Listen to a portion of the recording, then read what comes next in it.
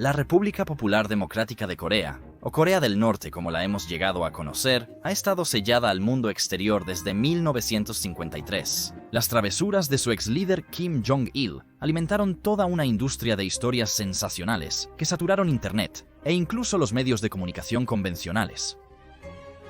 Pero ¿cuánto de lo que nos dicen sobre Corea del Norte es realmente cierto? Soy Stu, esto es Debunked, y estamos aquí para separar las verdades de los mitos y los hechos de las concepciones erróneas. Revisemos algunos reportes que posiblemente hayas visto desde que Kim Jong-un se volvió líder supremo en 2011. En 2012, poco después de llegar al poder, circuló una historia de que Jong-un había asesinado a su novia, estrella del pop, Hyun Seong-woo, por hacer una cinta de sexo. Un año después de su supuesto asesinato, reapareció milagrosamente en la televisión estatal, dando un discurso en un mitin de trabajadores del arte. No lucía muy desaliñada, considerando que recién había resucitado. En 2013, se difundió como la pólvora un informe espeluznante de que el líder supremo había ejecutado a su tío, Jang Song-tak, por insubordinación. Se informó que Jang y sus 5 asistentes fueron desnudados y arrojados a 120 perros hambrientos. El espantoso método de ejecución, que se informó que duró 1 hora y fue presenciado por funcionarios norcoreanos, conmocionó al mundo. Pero la fuente original de la historia fue rastreada con precisión hasta el blog satírico chino, Tencent Weibo. En resumen, fue una gran broma.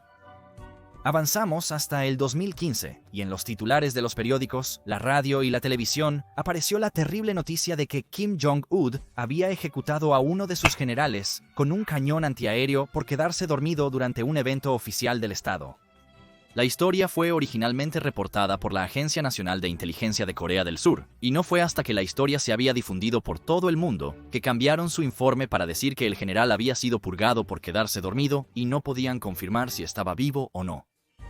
Por una vez, había algo de verdad en esto, ya que desde entonces se ha confirmado la muerte del general, pero las circunstancias que la rodean aún no están claras. Se cree que fue ejecutado después de que las autoridades norcoreanas recopilaron información en su contra a partir de conversaciones intervenidas. Cuando una historia es razonablemente verdadera, puede ser contaminada con tanta desinformación que pone en duda todo el informe. Michael Madden, fundador de North Korea Leadership Watch, dice: Es hora de que cerremos el ataúd en esta justificación de que los funcionarios de la República Popular Democrática de Corea son disparados porque se quedan dormidos en las reuniones. La gente está yendo al pozo demasiadas veces. Desafortunadamente para el señor Madden, ese pozo parece estar lejos de secarse, ya que en 2016 las noticias estaban llenas de titulares afirmando que Kim Jong-un había eliminado a otro de sus Ri Yong-gil. En unos meses, tras los titulares, Ri fue visto en una conferencia del Partido de los Trabajadores.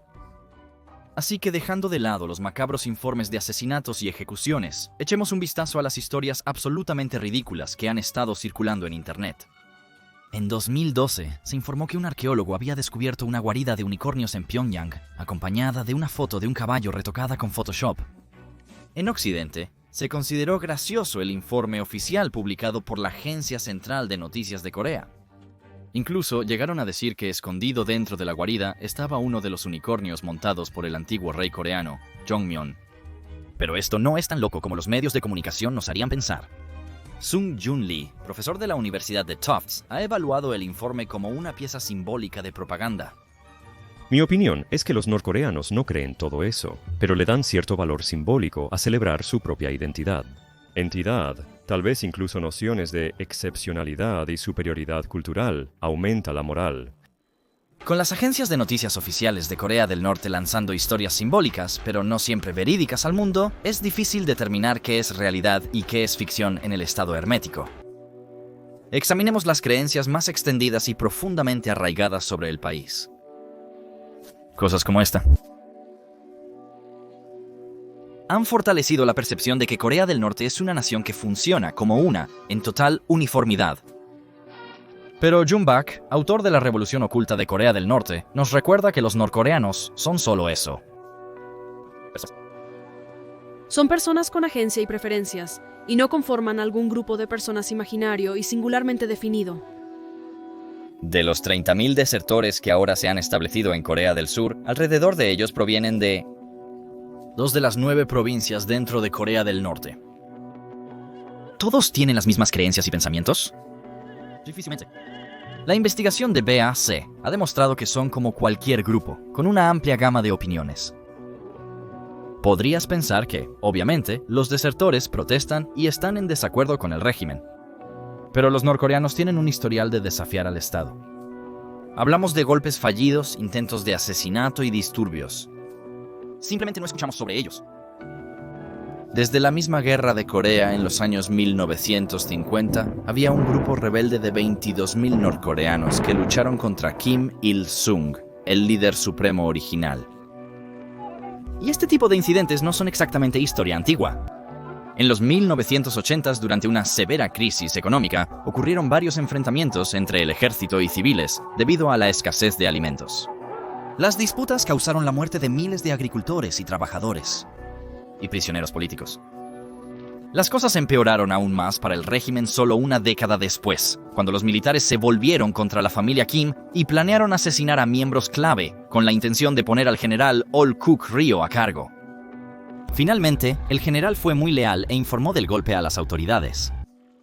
Sigue siendo una figura clave en el régimen actual.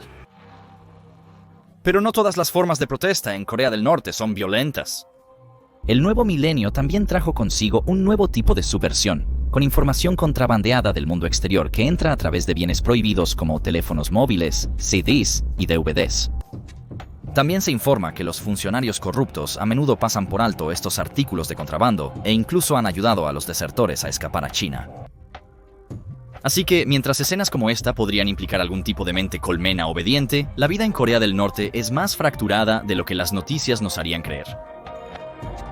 Otro problema con mucha de la información que obtenemos sobre el estado secreto es que se basa en los testimonios de los desertores, quienes presumiblemente no les gusta demasiado el régimen. Pero los problemas con los relatos de los desertores van mucho más lejos. ¿Cómo descubrió el periodista Jae-Yong-song después de estudiar tales testimonios durante más de 15 años? Para empezar, se paga a los desertores por sus historias, y según el Ministerio de Unificación de Corea del Sur, estas tarifas pueden variar de 50 a 500 por hora. Cuanto más impactante, exclusiva y emotiva sea la historia, mayor será la tarifa.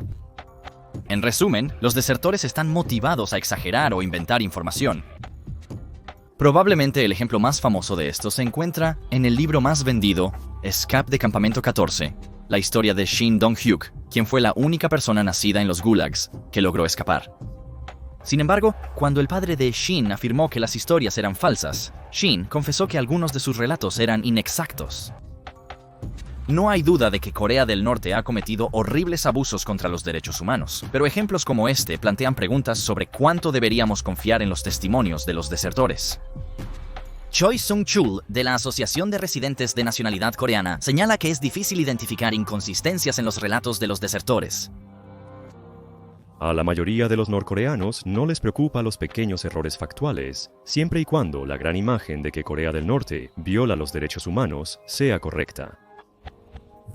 Esto nos lleva al malentendido de que los norcoreanos solo abandonan el país desertando y escapando del régimen. Aunque Occidente puede tener poco que ver con Corea del Norte, muchas partes de Asia e incluso de Europa sí hacen negocios con ellos. El llamado Estado ermitaño tiene proyectos de tala en curso en Rusia y proyectos de construcción en Qatar. Mientras que en Mongolia, los norcoreanos trabajan produciendo bienes para marcas de ropa como la compañía australiana de surf Rip Curl. De hecho, miles trabajan en China, muchos en restaurantes norcoreanos. Yendo más al oeste, puedes encontrar a muchos empleados en astilleros polacos, sitios y granjas. Y si alguna vez visitas Angkor Wat en Camboya, entonces el museo allí fue construido por una empresa de construcción norcoreana. Se cree que estos trabajadores son seleccionados a mano de familias leales al Estado, pero incluso estos han desertado. Se estima que hay 50 a 100.000 norcoreanos que han sido enviados a trabajar al extranjero, aunque los defensores de los derechos humanos afirman que el 90% de sus ganancias se envían de vuelta al régimen, después de haber trabajado turnos de 10 a 12 horas y una semana de 6 días. La Embajada de Corea del Norte en Varsovia refutó una afirmación que declararon en julio. 2016. Todo esto es absurdo. Nadie está tomando sus salarios. Ellos trabajan y ganan dinero para ellos. Pero Según un informe de la Organización de las Naciones Unidas de 2015, estos trabajadores en el extranjero son un gran negocio para el Estado norcoreano, generando al régimen entre 1.200 millones y 2.300 millones de dólares cada año. Y al ganar estos ingresos adicionales, las organizaciones de derechos humanos afirman que Pyongyang está intentando eludir las sanciones internacionales que buscan privar al Estado de su dinero debido a su controvertido programa de armas nucleares. Probablemente hayas escuchado sobre la amenaza potencial de Corea del Norte. ¿Pero realmente todos corremos el riesgo de ser aniquilados por Kim Jong-un? Bueno, parece que depende de dónde vivas. En abril de 2017, el general Vincent K. advirtió a Julie Bishop, ministra de Relaciones Exteriores de Australia, Brooke, comandante de las fuerzas de Estados Unidos, y la Organización de las Naciones Unidas en Corea, afirmó que Australia pronto estaría al alcance del arsenal nuclear norcoreano. ¿Qué tan cerca está Corea del Norte de fabricar misiles intercontinentales con capacidad nuclear? Según informes de noticias recientes, Corea del Norte ha lanzado más misiles de prueba y detonado más bombas nucleares que nunca desde que Kim Jong-un llegó al poder en 2011.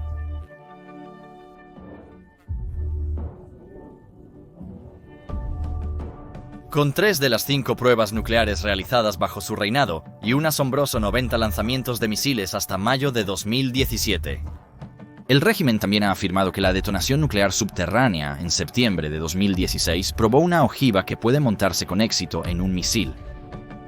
En 2017, pruebas de misiles que cayeron en el mar de Japón aumentaron las tensiones, llevando a Estados Unidos a realizar ejercicios militares con Corea del Sur, además de provocativos intercambios entre Estados Unidos y Corea del Norte. Obviamente, Corea del Norte es un problema muy grande y lo enfrentaremos con mucha firmeza. Si los Estados Unidos y el Sur intentan encender la chispa de la guerra, eliminaremos a todos los invasores sin dejar rastro con nuestro fuerte ataque nuclear preventivo. En otra prueba de lanzamiento en mayo de 2017, Corea del Norte afirmó que su misil, llamado Hwasong-12, era un misil balístico capaz de transportar una pesada carga nuclear. Juntando esto con los resultados afirmados de la prueba nuclear de septiembre, y voilà, Corea del Norte debería tener una bomba nuclear. De acuerdo, dejemos de lado el tema nuclear por el momento. La pregunta que cualquier espectador estadounidense se hace es, esto es genial, pero ¿qué tan lejos están de poder alcanzar territorio de los Estados Unidos con un misil de largo alcance? Para entender esto, necesitamos conocer los fundamentos de cómo funciona un misil balístico intercontinental nuclear o misil balístico intercontinental, y para esto necesitamos diagramas. Muchos encantadores.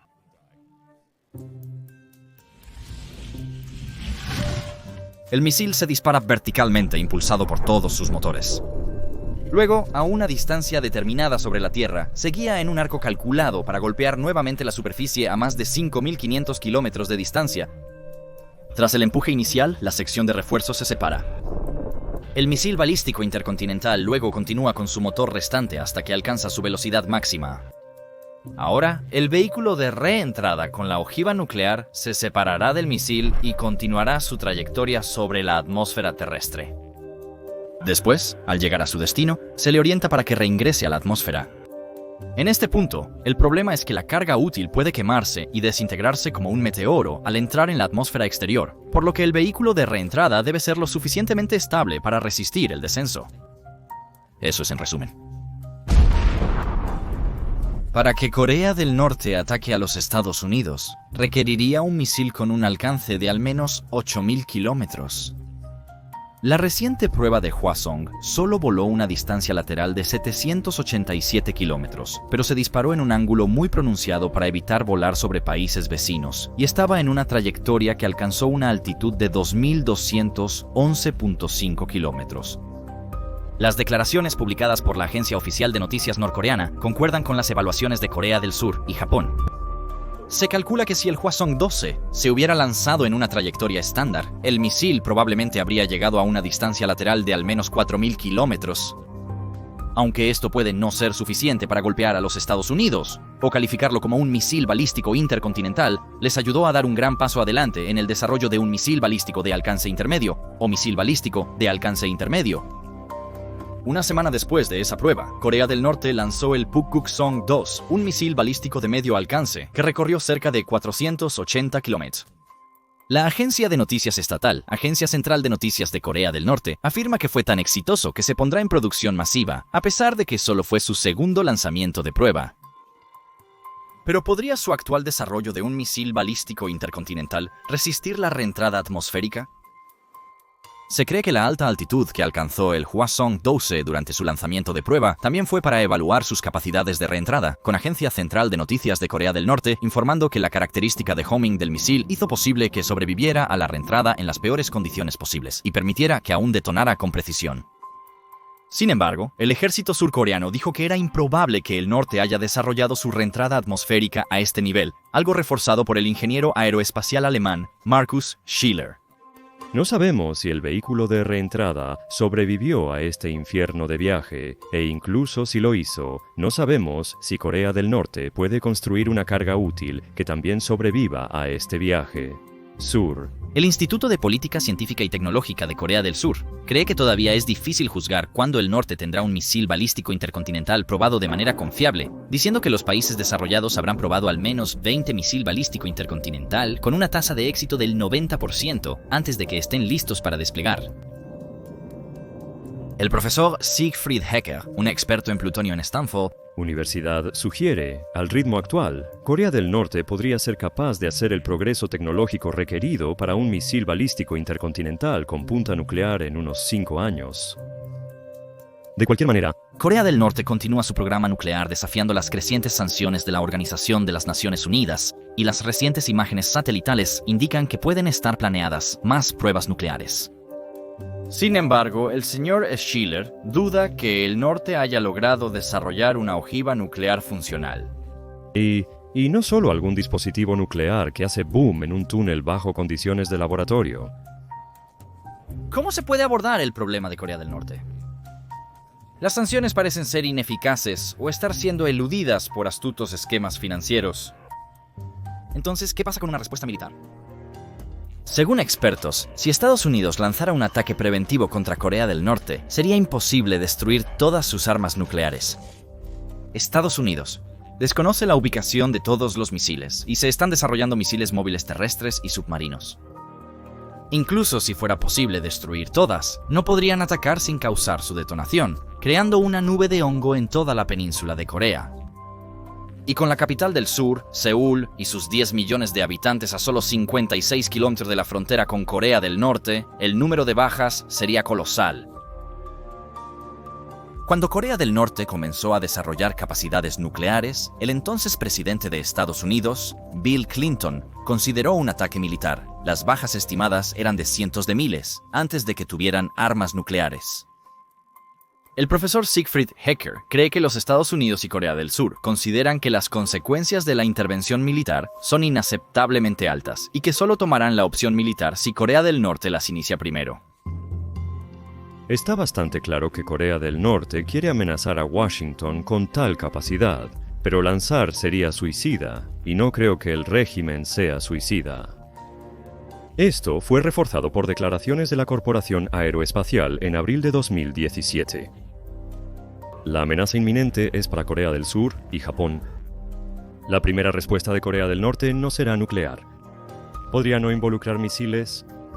Tienen varios niveles de escalada a superar antes de llegar a las armas nucleares. Mientras tanto, los Estados Unidos han desplegado el sistema de defensa antimisiles Terminal High Altitude Area Defense, o Terminal High Altitude Area Defense, en Corea del Sur, que actúa como un escudo de defensa contra misiles que interceptará cualquier misil de corto a medio alcance. La charla sobre un apocalipsis nuclear en llamas suena aterradora. A pesar de todo, seguimos sin poder asegurar cuán cerca está Corea del Norte de unirse al club nuclear. Sin embargo, una cosa es segura, no todo lo que escuchas sobre Corea del Norte es cierto. Espero que hayas aprendido algo nuevo. Si es así, suscríbete y comparte nuestros videos. Para más mitos y conceptos erróneos desacreditados, haz clic en el video reproduciéndose en pantalla. Gracias por ver. Los efectos de la exposición al espacio varían mucho según la película que estés viendo.